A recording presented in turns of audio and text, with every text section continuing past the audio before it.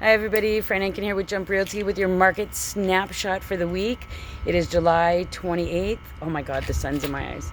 There we go. Okay, that's better. I can see you now. And we're talking about all things local real estate and what's going on in the market.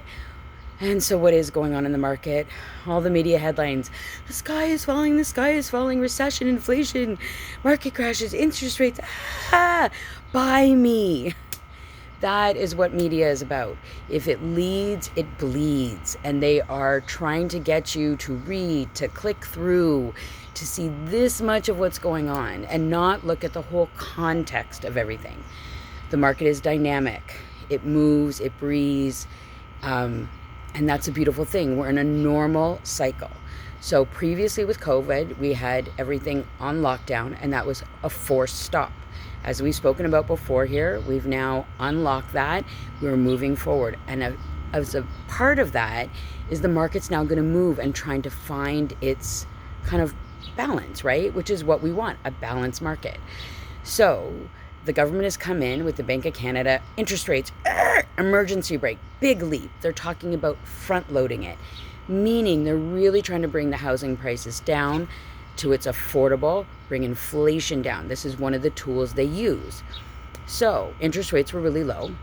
There were a lot of buyers in the market, creating high demand. I mean, to quote somebody, if you were a bunny, you could sell a house. And so a lot of those buyers, people say, the buyers have disappeared. Well, what it is the interest rates have gone up.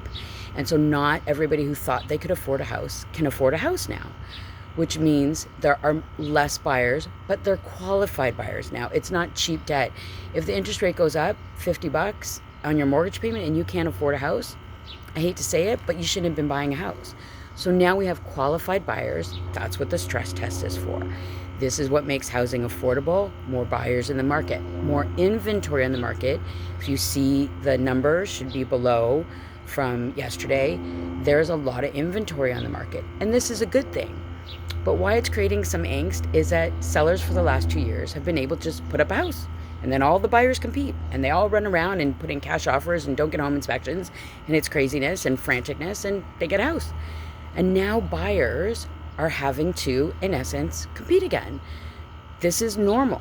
This is marketing your house. This is staging. This is painting. This is what have you done to your house to make it valuable for me as a buyer, as opposed to the market just giving you 20% because everybody's clamoring for a house.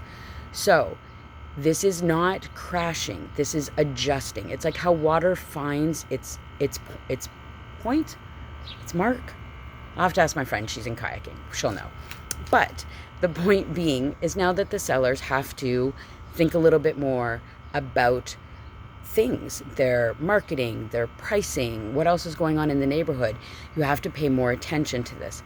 You need to be data driven. Real estate is emotional, but it's a business decision.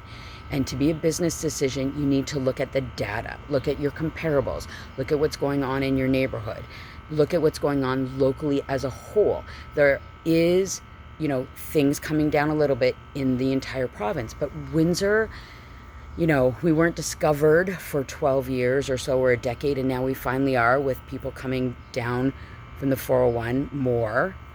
That also means that we're a little isolated because of choices that have been made here.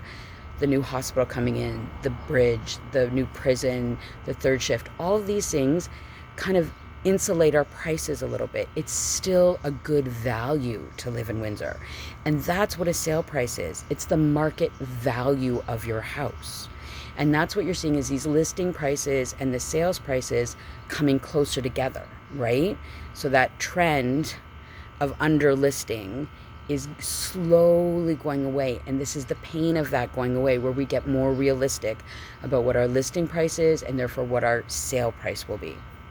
So I know that's a lot and I talk fast sometimes. Don't look at the headlines. Look at the context. Look at the big picture. Look at your data. Listen to your trusted advisors. To be quite frank, if I hear one more time this week, well, my friend or somebody at work, it's always good to listen to your friends. It's always good to bounce off. But there's a reason you hire a realtor, and it's to get good advice from somebody who does this day in and day out. Listen to the people who know. Listen to the experts. Do your own research. Use your own brain. Use your critical thinking. One headline, two headlines. Pay attention to stuff, not just the little soundbite, not the click through. Look at the data. To that point, next week, we'll talk about absorption rates. And what absorption rate is, it is the measure of supply and demand in the market. Good data to know. So we'll go over that and talk about what that is in Windsor, and that'll be next week. But right now, enjoy the long weekend coming up. Happy Civic Holidays, guys. See you on August 3rd. Take care.